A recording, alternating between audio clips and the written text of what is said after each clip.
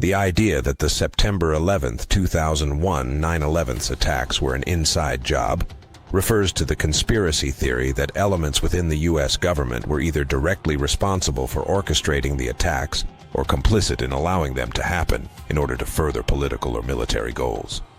Proponents of this theory argue that the official narrative, which attributes the attacks to the extremist group Al-Qaeda, is flawed or deliberately misleading, suggesting instead that a range of government officials or agencies were involved in the plot or covered it up.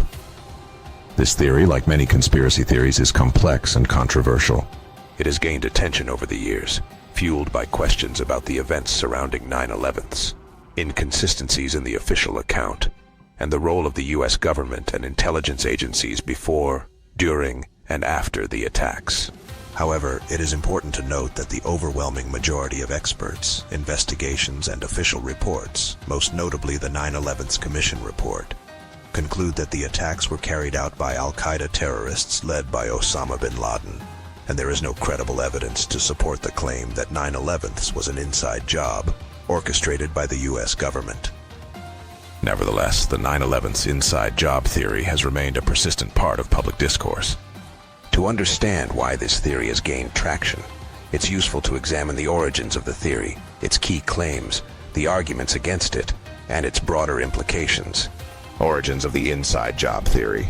The inside job theory began to take shape almost immediately after the 9/11 attacks, fueled by doubts about the official story and by a growing distrust of the U.S. government.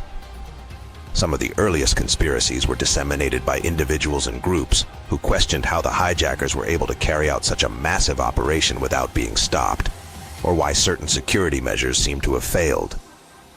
In the years following the attacks, the theory gained significant traction, especially with the release of books, documentaries, and websites dedicated to questioning the official account of 9/11. The Loose Change documentary, first released in 2005 and updated in various versions, became one of the most influential pieces of media promoting the inside job narrative. It raised questions about the collapse of the World Trade Center towers, the Pentagon attack, and the events surrounding Flight 93, arguing that these events were not as they seemed. A key element in the spread of the inside job theory was the political and ideological climate of the time. The George W. Bush administration, which was in power during 9/11, quickly used the attacks as a justification for launching the War on Terror, invading Afghanistan, and later Iraq. The perceived lack of accountability for intelligence and security failures, as well as the government's subsequent actions in the Middle East, led some to speculate that 9/11 was either orchestrated or allowed to happen in order to advance political, economic, or military objectives. Key claims of the inside job theory. The inside job theory is not a single monolithic idea, but rather a collection of different claims and hypotheses. Below are some of the key elements that proponents of the theory often point to. 1. The collapse of the Twin Towers in Building 7. One of the most commonly cited pieces of evidence for the inside job theory is the collapse of the World Trade Center, WTC towers, particularly WTC 7, a nearby building that also collapsed later in the day. Critics argue that the collapse of the towers, particularly in the manner in which they fell, straight down at near freefall speed, suggests that explosives, rather than fire or structural failure alone, were responsible. They claim that the towers were pulled, a term used by demolition experts, or intentionally destroyed with controlled demolitions, citing the rapid symmetrical collapse as evidence. Proponents of this theory argue that the U.S. government, or factions within it, planted explosives in the towers to create a pretext for war, and that the official explanation, that the planes and fires caused the collapse, was a cover-up. WTC 7, which was not hit by an airplane but collapsed later due to fire, is particularly controversial in the theory, as its collapse seemed to resemble a controlled demolition. The early reporting by CNN and other media outlets about the potential collapse of World Trade Center Building 7, WTC 7, on September 11, 2001, is a notable and often discussed aspect of that tragic day. Here's an explanation of the events leading to this.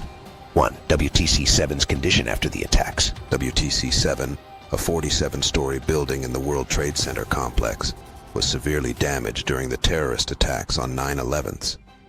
Although it was not directly hit by an airplane, it was heavily affected by debris from the collapse of the nearby North Tower, WTC-1, which was struck by American Airlines Flight 11 at 8:46 a.m. The debris caused significant fires on several floors of WTC-7. As the fires raged, firefighters and engineers struggled to control them. The building had also suffered structural damage, including the failure of key supports. 2. The decision to warn the public. CNN and other news organizations were reporting live on the aftermath of the attacks, and they were working with a variety of sources, including fire officials, engineers, and law enforcement personnel. Around 12 p.m., reports started to surface that WTC-7 was in danger of collapse. The news outlets were informed by these sources that the building had sustained critical structural damage and was at risk of imminent collapse. It was known that the fires were burning uncontrolled for hours, weakening the structure. This information led to the reports that the building might collapse soon. 3. CNN's early reporting. CNN in particular reported that WTC-7 might collapse well before the actual collapse occurred at 5:20 p.m. This early reporting was based on information they had received from multiple sources, including New York City firefighters and emergency responders, who were closely monitoring the situation. At 4:10 p.m., CNN and other networks reported that the building was about to collapse and that it had suffered major structural damage. In fact, CNN's reporter even referenced the building's possible collapse live on air about 20 minutes before it actually happened. 4. The collapse at 5:20 p.m. Building 7 ultimately collapsed at 5:20 p.m., several hours after the initial warnings had been broadcast. The collapse occurred due to the prolonged fires and damage from the initial attacks, which caused the building's steel structure to weaken and eventually fail. Specifically, a key structural column, column 79, collapsed, leading to a progressive failure of the building. 5. Why the early warning? The early warning was based on informed speculation, as officials knew the building was in danger but could not be certain when it would collapse. CNN and other media outlets were reporting the information that was available to them, which was derived from emergency responders on the ground. At the time, the collapse of a major building like WTC-7 was unprecedented, and the authorities, along with the media, were doing their best to inform the public of the situation. Conclusion. CNN and other media outlets did not have precise knowledge of when WTC-7 would collapse, but based on the information they received from officials, they were able to report that the building was in imminent danger of falling. This early reporting was a reflection of the dire situation and the uncertainty surrounding the collapse. The collapse itself at 5:20 p.m. confirmed those warnings, but the reporting was a result of the best available information at the time. The pulled statement. At around 4 p.m. on September 11, 2001, CNN anchor Aaron Brown reported that officials were stating that WTC-7 was about to be pulled, referring to the imminent collapse of the building. The exact quote was, "There have been some reports of a building that's been, quote, pulled. We're getting word now that the building, number 7, is about to collapse." The term pulled in this context raised questions because in the context of demolition, pull is a slang term used by demolition professionals when referring to the process of bringing down a building via controlled demolition.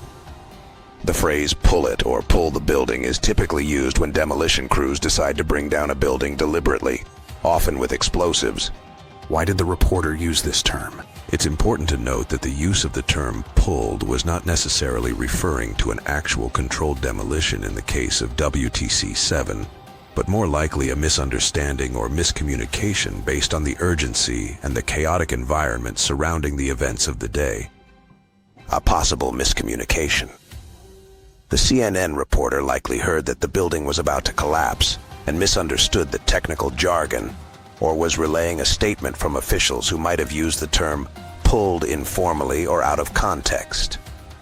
Emergency responders and officials might have used the term pulled to describe the action of intentionally clearing the area in anticipation of collapse, which was often referred to as pulling people out of danger.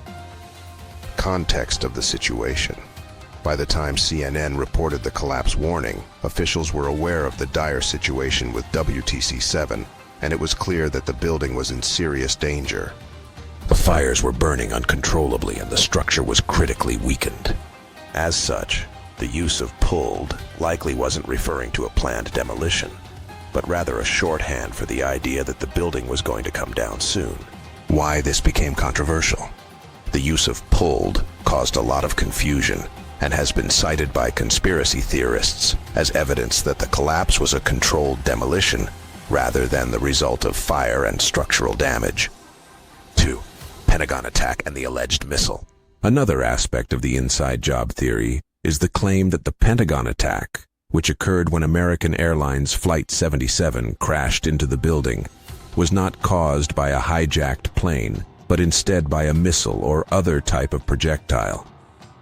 Conspiracy theorists point to the lack of typical airplane wreckage found at the crash site and the relatively small damage caused to the Pentagon's exterior as evidence that the crash was staged. They argue that the U.S. government staged the attack to create a justification for further military actions and to foster a sense of fear and urgency in the American public. Some theorists also claim that eyewitnesses reported seeing a missile rather than a commercial airliner, though this has been debunked by numerous investigations.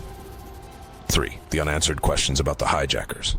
Some 9/11's truthers believe that the hijackers were either part of a larger intelligence operation or that the U.S. government knew about the attacks in advance, but allowed them to happen as part of a wider geopolitical agenda.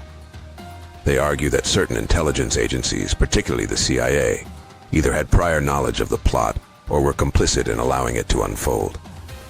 The idea that the U.S. government was in on it stems from various intelligence failures and the apparent inability of the U.S. security agencies to prevent the hijackers, despite the fact that some of them were reportedly on watch lists. Some theorists argue that the attacks were allowed to happen in order to justify the subsequent invasions of Afghanistan and Iraq, both of which had strategic value in terms of energy resources and geopolitical control. 4. The role of the Bush administration in the new Pearl Harbor. Some 9/11's conspiracy theorists argue that the Bush administration or neoconservative figures in the government, such as those associated with the Project for the New American Century, PNAC, may have used the attacks as a new Pearl Harbor to justify military interventions in the Middle East. This argument is based on a 2000 PNAC report, which stated that the U.S. needed a new Pearl Harbor to galvanize public support for a major military buildup.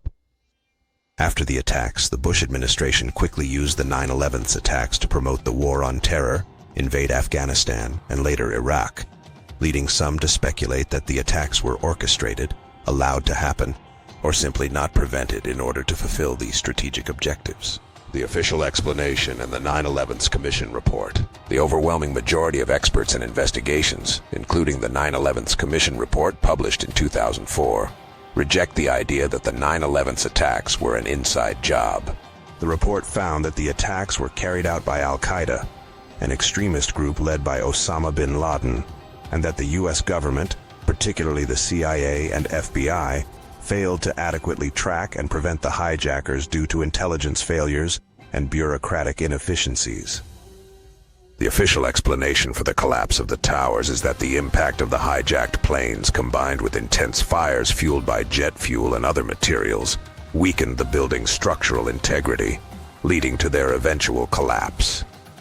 Experts in structural engineering and fire safety have largely supported this explanation, pointing out that the intense heat from the fires caused by the burning jet fuel and other materials was sufficient to compromise the steel structure of the buildings, leading to their collapse. Why the inside job theory persists. Despite the findings of multiple investigations and the overwhelming consensus that the 9/11's attacks were orchestrated by Al-Qaeda, the inside job theory continues to be a focal point for many conspiracy theorists. The persistence of this theory can be attributed to several psychological, political, and social factors. 1. Distrust of government and institutions. A core element driving the inside job theory is a deep distrust of government institutions. This skepticism is often amplified by historical events in which the U.S. government was found to have misled the public or engaged in covert operations. For example, Watergate, the Iran-Contra affair, and the CIA's MKUltra program have all contributed to a general mistrust of government narratives.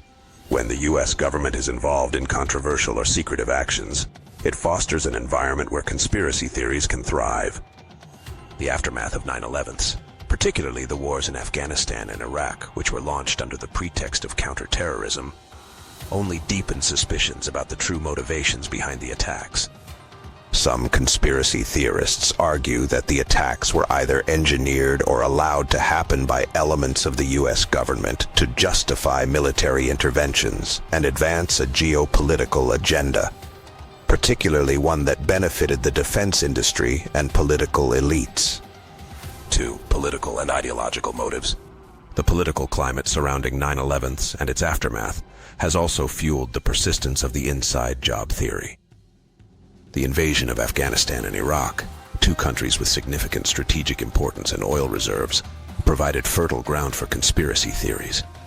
Many critics of the U.S. government's foreign policy saw the war on terror as an extension of American imperialism, with 9/11 serving as a pretext to launch these wars. The Project for the New American Century, PNAC, a neoconservative think tank that included many key figures in the George W. Bush administration, advocated for a more aggressive U.S. foreign policy. In a 2000 report titled Rebuilding America's Defenses, PNAC famously stated that the U.S. would need a new Pearl Harbor to galvanize support for military expansion. Although there is no direct evidence that PNAC or any other group within the U.S. government orchestrated the 9/11s attacks, this document has been used by conspiracy theorists to suggest that the attacks were intentionally allowed to happen to fulfill a strategic agenda. 3. Psychological and emotional factors. The scale of the 9/11's tragedy was unprecedented, and many people find it emotionally difficult to accept that such a catastrophic event could be carried out by foreign terrorists. The idea that a foreign adversary, especially one like Al-Qaeda, could execute such a successful and devastating attack on U.S. soil challenges people's sense of security and national pride. As a result, some individuals may seek out alternative explanations that allow them to feel more in control or provide a more palatable narrative. In some cases, conspiracy theories help people make sense of an event that is otherwise difficult to comprehend. By imagining that the U.S. government had prior knowledge of the attacks or was complicit in them, some believe they are uncovering a deeper truth that explains the why behind the attacks, as opposed to accepting the simpler explanation of terrorist motivation. 4. The role of the media and internet culture. The advent of the internet and social media has played a critical role in the proliferation of conspiracy theories. Platforms like YouTube, X, and Reddit provide conspiracy theorists with the means to share their ideas, rally like-minded individuals, and challenge the official narrative. The Loose Change documentary, which was first released in 2005, was a pivotal moment in the rise of the 9/11's inside job narrative. The film presented its case with a mix of speculation, selective use of evidence, and sensationalism, and quickly went viral. Over time, other films, books, and websites further propagated the theory. Social media algorithms designed to maximize engagement often amplify content that evokes strong emotional reactions. Conspiracy theories, by their nature, play into fear and distrust, which makes them more likely to spread and gain traction in online communities. This has created a fertile environment for alternative explanations of 9/11s to persist, despite their lack of credible supporting evidence. The counterarguments, debunking the inside job theory. While the 9/11's inside job theory remains popular in some circles, it is important to address the robust counterarguments and evidence that support the official narrative. These counterarguments not only debunk the inside job theory, but also provide a clearer understanding of the events of 9/11's. 1. The 9/11's Commission Report and other investigations. The 9/11's Commission Report, released in 2004 after an extensive investigation, concluded that the attacks were carried out by the Islamist extremist group Al-Qaeda, led by Osama bin Laden. The report meticulously traced the hijackers' movements, identified intelligence failures that allowed the plot to unfold, and recommended improvements to U.S. intelligence and security agencies. The Commission found no evidence to suggest that elements within the U.S. government were complicit in or had prior knowledge of the attacks. Rather, the investigation pointed to a series of intelligence failures, bureaucratic dysfunction, and lapses in airport security that allowed the hijackers to carry out their plan. In addition to the 9/11 Commission, independent investigations and expert analyses have consistently supported the conclusion that the attacks were the result of a terrorist plot, not an inside job. For example, the National Institute of Standards and Technology, NIST, conducted an extensive investigation into the collapse of the World Trade Center towers and concluded that the heat from burning jet fuel, combined with structural damage from the plane impacts, caused the towers to collapse. The NIST also found that Building 7 collapsed due to fires that burned unchecked for hours after the other attacks. 2. The collapse of the Twin Towers in Building 7. One of the most central claims of the inside job theory is that the World Trade Center towers were brought down by controlled demolitions, not by the impact of the hijacked planes. However, numerous studies by structural engineers and fire safety experts have found that the collapse of the towers was caused by a combination of factors, including the direct impact of the planes, the subsequent fires fueled by jet fuel and office materials, and the weakening of the steel structure under extreme heat. As for Building 7, its collapse has also been thoroughly examined by experts. While its collapse seemed to mirror the characteristics of a controlled demolition, it was actually caused by fires that burned for several hours after debris from the collapsing towers struck the building. The NIST's investigation concluded that these fires caused critical structural elements in Building 7 to fail, leading to its eventual collapse. 3. Eyewitness testimonies and physical evidence. The eyewitness testimonies of first responders, survivors, and others who were in the vicinity of the attacks further debunk many of the inside job claims. Hundreds of people who were at the scene reported seeing the planes crash into the towers, and numerous accounts corroborated the timing and sequence of events as outlined by the official narrative. Security footage, photographs, and physical evidence all point to the hijacked airplanes being responsible for the damage to the Twin Towers and the Pentagon. Additionally, forensic evidence recovered from the crash sites supports the conclusion that the hijackers were aboard the planes, and the remains of the planes themselves, including black box flight data recorders, were recovered and analyzed. This evidence further corroborates the idea that the attacks were carried out by Al-Qaeda operatives, not a coordinated inside job. The legacy of 9/11's conspiracy theories. Despite being debunked by experts, the inside job theory continues to resonate with a segment of the population. For some, it is a reflection of broader societal distrust of authority and a desire for deeper, more complex explanations of significant events. For others, the persistence of conspiracy theories is a reflection of psychological factors, including the difficulty of processing traumatic events or the desire to assign blame to familiar institutions. The continued spread of 9/11's conspiracy theories also highlights the growing polarization of political and social discourse. Conspiracy theories thrive in environments where there is a lack of trust in traditional sources of information and where alternative narratives can flourish unchecked. The rise of social media has amplified this trend, allowing false or misleading information to spread faster than ever before. Conclusion. While the 9/11's inside job theory remains a popular subject of debate among conspiracy theorists, the weight of evidence, from eyewitness testimony to expert analyses, overwhelmingly supports the conclusion that the attacks were carried out by Al-Qaeda and were not the result of an inside job orchestrated by the U.S. government. It is important to critically engage with conspiracy theories, considering both the emotional and political factors that drive their persistence, as well as the wealth of evidence that refutes them. The official narrative of 9/11's, though imperfect and marked by intelligence failures, stands as the most credible explanation of the tragic events of that day, while the inside job theory, despite its appeal to some, lacks credible supporting evidence. Conspiracy theories will likely continue to circulate in the aftermath of such traumatic and world-changing events, but it's essential that we evaluate them based on evidence, reason, and expert analysis, rather than emotional appeal or mistrust of authority. The legacy of 9/11 should not be overshadowed by unfounded claims, but rather remembered for its lessons in security, intelligence, and the importance of truth.